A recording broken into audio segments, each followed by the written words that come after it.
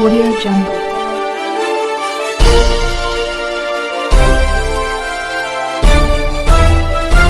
Audio Jungle.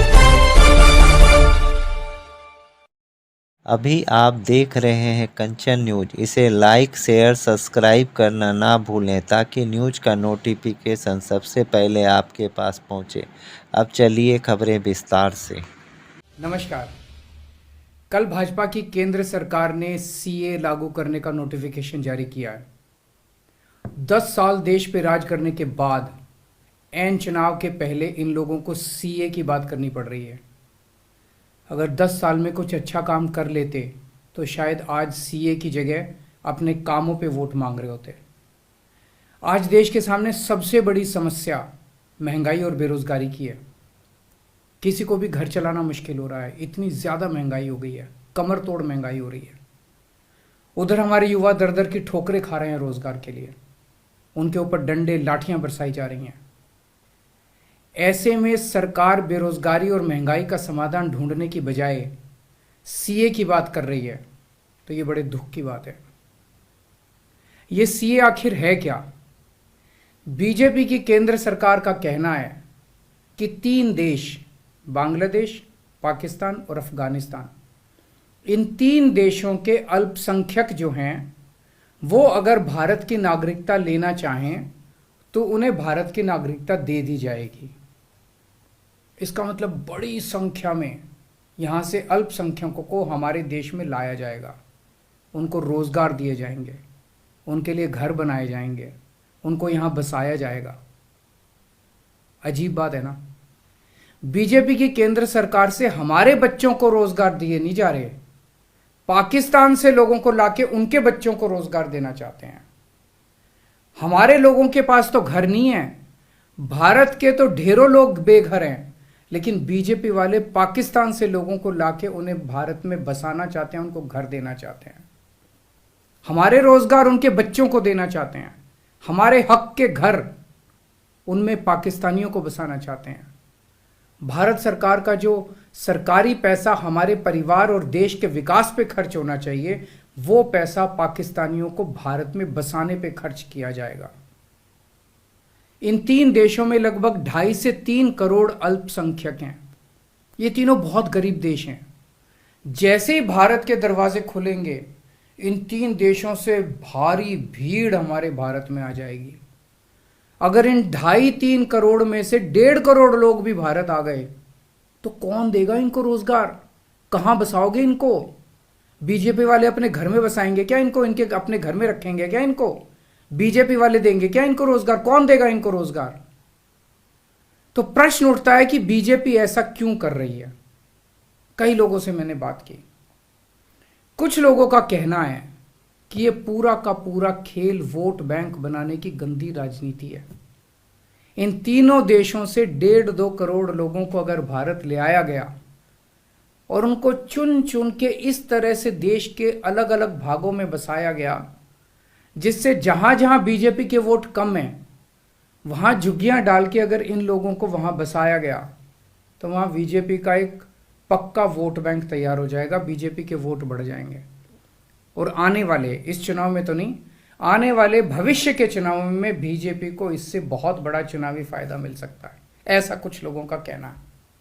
मुझे नहीं पता ये सच है कि गलत, लेकिन सबसे बड़ा प्रश्न है कि बीजेपी ये क्यों कर रही है। एक तरफ बीजेपी की हरियाणा सरकार हरियाणा के बच्चों को रोजगार देने में असमर्थ है। रोजगार के लिए हरियाणा सरकार अपने बच्चों को इजराइल भेज रही है। इजराइल में हम सब जानते हैं कि युद्ध चल रहा है, हमारे बच्चों को युद्ध में धकेला जा रहा है। अपने बच्चों को तो रोजगार है नहीं और पाकिस्तानियों को भारत लाके उनके बच्चों को रोजगार देना चाहते हो। मेरी तो यह बात बिल्कुल समझ से परे है। बीजेपी वाले पूरी दुनिया से बिल्कुल उल्टा चल रहे हैं। पूरी दुनिया में कोई भी देश अपने पड़ोसी देशों के गरीबों को अपने घर नहीं लाना चाहता। पड़ोसी देशों के लोगों को अपने देश में आने से रोकने के लिए पूरी दुनिया में हर देश तरह तरह के कानून बनाता है, बॉर्डर पे दीवारें लगाता है, बॉर्डर पे बिजली की तारें लगाई जाती हैं ताकि पड़ोसी देश का कोई भी व्यक्ति हमारे देश के अंदर ना आ सके। बीजेपी शायद अकेली पार्टी है पूरी दुनिया की जो पड़ोसी देश के गरीब लोगों को अपने देश में घुसाने के लिए दरवाजे खोल रही है, बिल्कुल उल्टा कर रही है।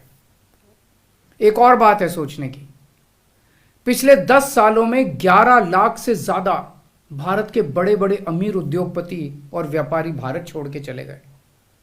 ये लोग भारत में फैक्ट्री चलाया करते थे, इंडस्ट्री चलाया करते थे, बड़े बड़े व्यापार किया करते थे, लाखों लोगों को नौकरी देते थे, रोजगार देते थे। ये बीजेपी की गलत नीतियों और उनके अत्याचार से तंग आके भारत छोड़ के चले गए।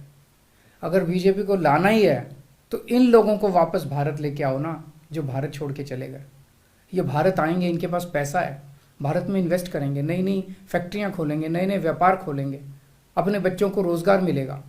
ये क्या बदतमीजी है कि बांग्लादेश के, पाकिस्तान के और अफगानिस्तान के लोगों को हमारे देश में लाके बसाएंगे और उनको हमारे बच्चों के हक के रोजगार उनको देंगे।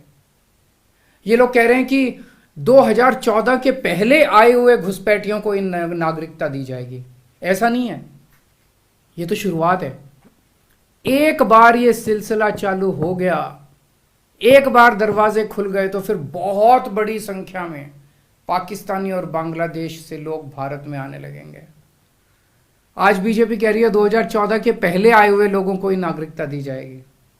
देख लेना, अगले चुनाव में ये बीजेपी वाले इस तारीख को बढ़ा के 2024 कर देंगे कि 2024 के आए हुए पहले वाले लोगों को दी जाएगी और फिर इसे और आगे बढ़ा देंगे। मोटी मोटी बात यह है कि पाकिस्तानियों और बांग्लादेशियों के लिए भारी संख्या में भारत आने के लिए बीजेपी सरकार ने दरवाजे खोल दिए। ये देश के लिए बेहद खतरनाक है और इसका सबसे ज्यादा खामियाजा उत्तर पूर्व, नॉर्थ ईस्टर्न स्टेट्स भुगत रहे हैं, खासकर आसाम। आसाम के लोगों की भाषा और संस्कृति खतरे में पड़ चुकी है क्योंकि वहां पे बांग्लादेश से इतनी बड़ी संख्या के ऊपर इलीगल माइग्रेशन हुआ है। अब बीजेपी कह रही है कि इलीगल माइग्रेंट जो आए हैं उनको हम नागरिकता देंगे, उनको हम बसाएंगे, आसाम में बसाएंगे। आसाम के लोग बहुत नाराज हैं।